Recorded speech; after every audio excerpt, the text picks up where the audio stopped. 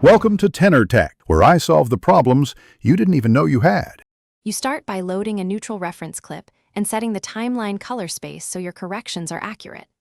Open scopes, parade, waveform, and vector scope, because you will rely on them more than your eyes. Then normalize exposure. Adjust lift and gain so blacks sit near 0 IRE and whites approach 100 IRE.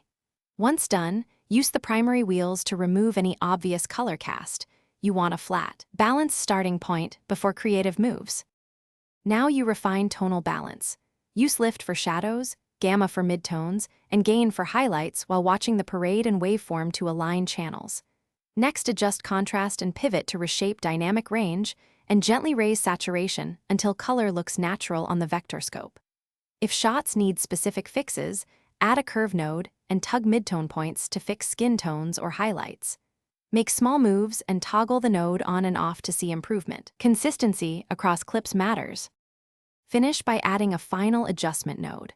Apply a subtle LUT or use log wheels for any last color shaping, and then compare against your reference clip.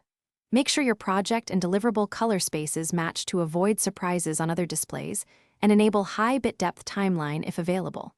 If you see banding or posterization, add a tiny amount of dither or re-render at a higher bit depth. If saturation or skin tones still look off, recheck your node order and correct one node at a time. Thanks for watching. Subscribe to keep your life in tune.